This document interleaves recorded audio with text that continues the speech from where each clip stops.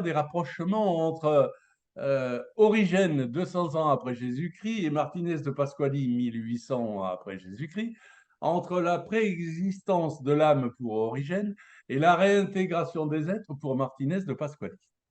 La réponse est positive. Elle est positive à de nombreux égards parce que lorsque on se penche sur ce que soutient Martinez au titre des propositions et de sa métaphysique au sens général, on est bien obligé de s'interroger sur quelles peuvent être les sources d'une telle pensée et qu'est-ce qui peut bien avoir motivé et suscité des affirmations aussi abruptes et parfois même relativement catégoriques au point qu'elles viennent heurter la plupart des définitions conciliaires, faut quand même jamais l'oublier, en particulier, et vous l'avez rappelé, la première étant celle de la préexistence des âmes qui, chez Martinez de Pasquali, porte le nom d'émanation.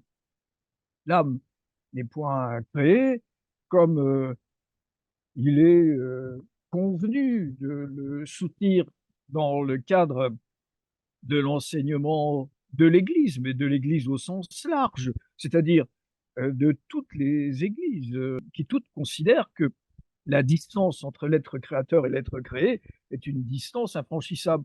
Or, chez Martinez de Pasquali, on annonce que le créateur, avant même le commencement des temps, émane dans l'immensité divine des substances spirituelles.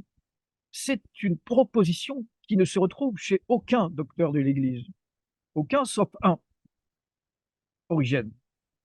Origène qui soutient qu'Adam fut d'abord une substance spirituelle, c'est-à-dire à peu près conforme à ce que l'on considère être les anges, les classes d'anges, et que, d'autre part, le péché dit originel est un péché commis dans les cieux.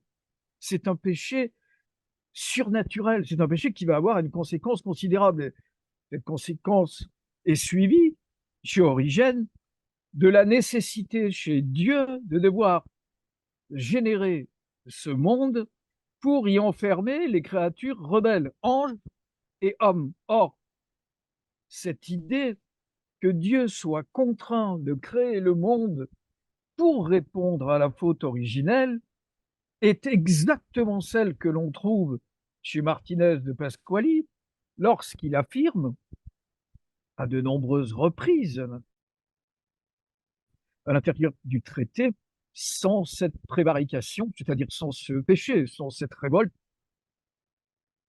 jamais le Créateur n'aurait été obligé ou contraint de devoir générer ou faire créer ce monde de matière.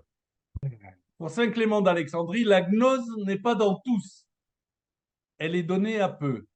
Pour Villermoz, l'initiation est inutile à la multitude et c'est un danger pour les intolérants. En revanche, elle est nécessaire aux hommes méditatifs. Est-ce qu'il y a un parallèle entre ces deux positions sur la gnose? Il est évident ce parallèle. Il est à ce point évident que Villermoz lui-même, dans différents textes, y compris des billets qu'il fait passer auprès des chevaliers bienfaisants de la Cité Sainte à Lyon, explique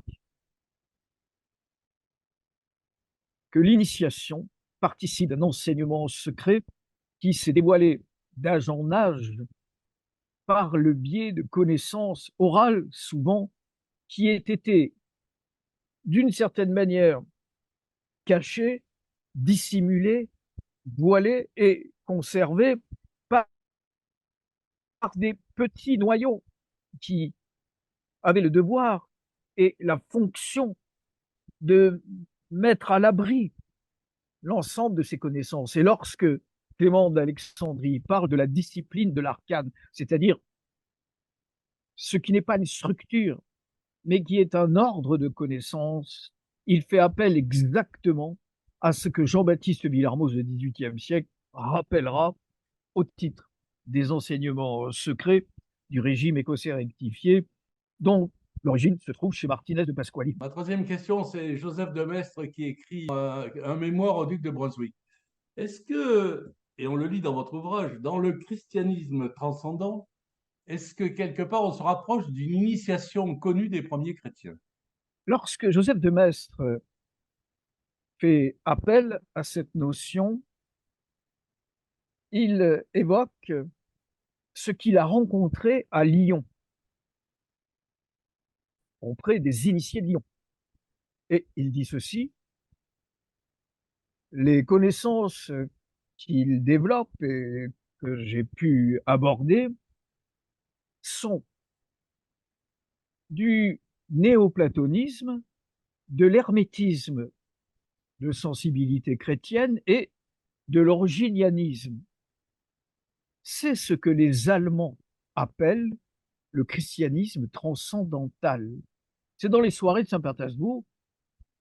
Il le répète dans les éclaircissements sur les sacrifices, il le répète dans nombreux textes qu'il va publier ou qui seront inédits et publiés après sa disparition, théorisant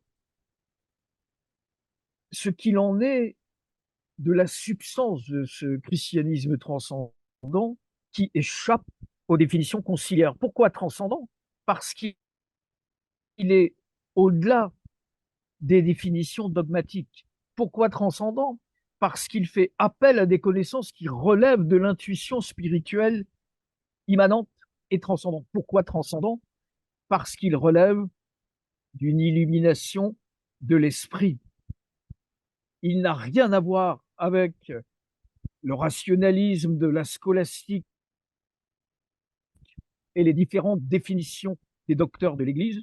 Il participe de cette école première qu'Eckharthausen a appelée la communauté de la lumière et qui est celle qui, à l'origine, il va même écrire dans le mémoire au duc de Brunswick,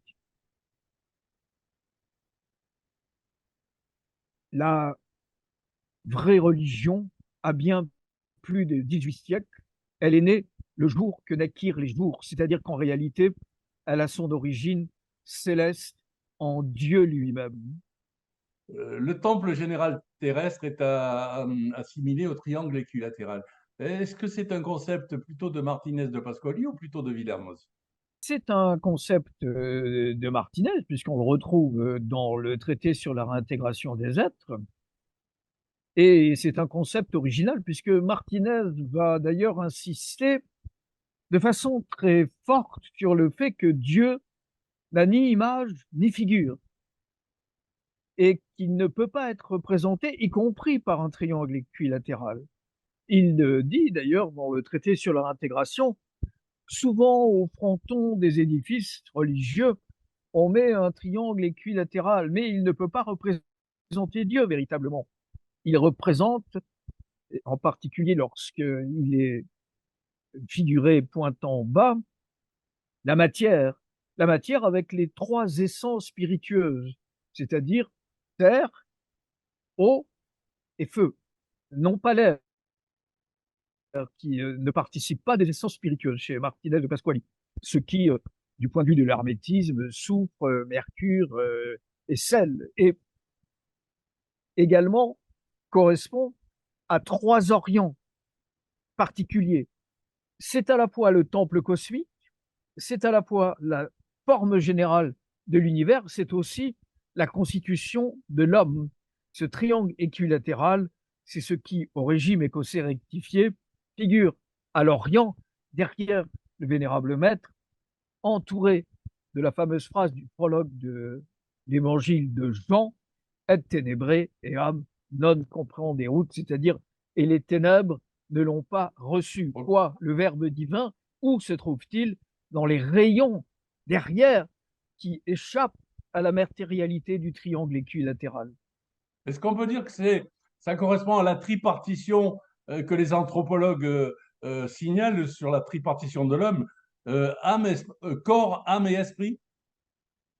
Oui? Non? Absolument, ce qu'on appelle le trichotomisme et qui est une notion qui a une place extrêmement importante au régime écossais rectifié et sur laquelle Jean-Baptiste Villermoz va insister d'une manière tout à fait notable en montrant bien que cette constitution tripartite de l'homme, c'est aussi la constitution tripartite de l'univers physique, c'est-à-dire la constitution tripartite du temple universel. Je vais vous demander de commenter une phrase de Louis-Claude de Saint-Martin, 1750-1800.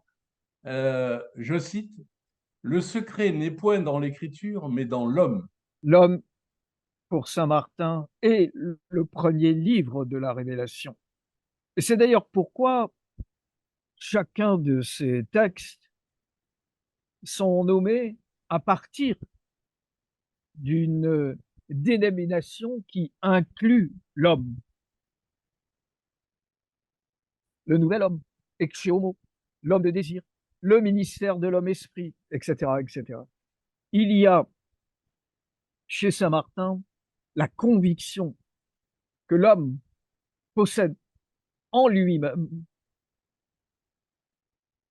les éléments de sa propre révélation, qu'il est la source à partir de laquelle peut se faire la génération du Verbe. Il reprend quasiment l'intuition de Maître Écart. Dieu peut naître 1000 fois à Bethléem. S'il ne naît pas dans l'âme, il n'est jamais né.